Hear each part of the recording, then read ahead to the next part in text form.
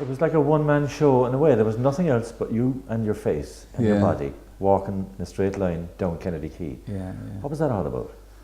Well, it was various characters, right? Like, you know what I mean? So even though it was me walking down, there was a lot of different personas and personalities. Like, so I suppose it all came from Niamh.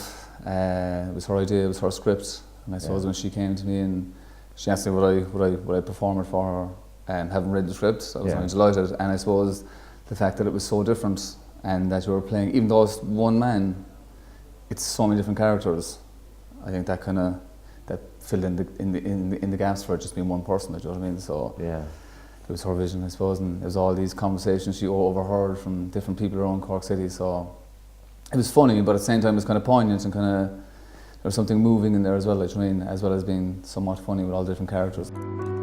I can't sell you that. It's only 9:30. I'm sorry, what? I can't sell you the whiskey. It's only 9:30. You can't sell me the whiskey? No, it's too early. Jesus, you can't sell me the whiskey. Sure, no wonder the country is the way it is. And was he wearing a hat?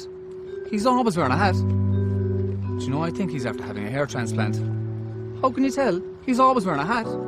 What did you need to get into your head as you were doing it, apart from the need to get lines right and all that sort of thing? Yeah, I suppose beforehand, a couple of weeks beforehand, like Niamh used to call down to my place, and I suppose we used to read through it, and like naturally I'd say things a certain way, like, and whereas Niamh would have small little words, like, you know, which would, you know, sound natural, wouldn't sound natural, so we'd change a few things, not much, you know, like, but in terms of characters then I suppose, like anything, you end up using people that you know. So like, I don't know, is it towards the end, I think when there's two women talking, like, I suppose you kind of, like, I remember using my mum for that, talking to a friend, or I suppose people that you know. Do you know what I mean? Whether they be, one of them's a restaurateur in Cork, like that we know, a friend of ours, it's their dad, so he's a character. So I suppose it's just using, especially for the characters anyway, you're using the people that you know to play those characters. Well, I did anyway, like, you know. In that place. You must pay now. What do you mean I pay now? You must pay me now. That's not works all way. You didn't first and then I pay you. No, you pay me now. What do you mean pay now? That's not works at all. You reckon me head no, boy? I'll use internet first and then I'll fucking pay you, right? No, you pay me now.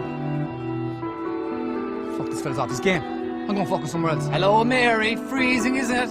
Hiya, Joan. Freezing. Because of the character that he was, you know, the initial character, and because of what's going on in his life, and for him it's so important, but nobody else probably knows what's going on.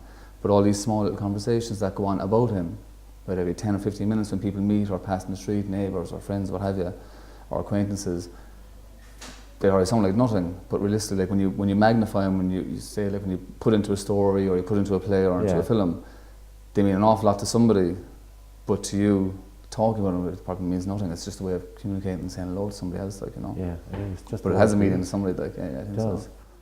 You know, when you consider like a festival like this, I think it's kind of unique, this place, because, you know, you were sitting outside Hackett's Bar a while ago before I brought you up for the interview, and that was like our ante-room, you know, grand. sitting on a bench. So brought the bottle with me, it was grand, a bottle of beer. It's a nice relaxed feel about Skull, isn't there, the festival? Well, but sure, Skull, I think Skull is beautiful anyway, like, you know what I mean? But this is my first time at the film festival in Skull, and it is really nice. It's very personal. Like, it's like you could be walking on the street and you could be, I don't know, a big film director or an actor or whatever. Like, it doesn't really make a difference, like, you know what I mean? Yeah. You know, it is what it is. It's small, it's lovely, but as you said, you can have a pint and next thing you know, you're doing an interview, like, you know what I mean? Listen, you entertained me today. Bless you. You've done your interview. Cheers, thanks very much. And I'm really pleased to have met you. Likewise. Thanks so much, Dave. Cheers. Thank you.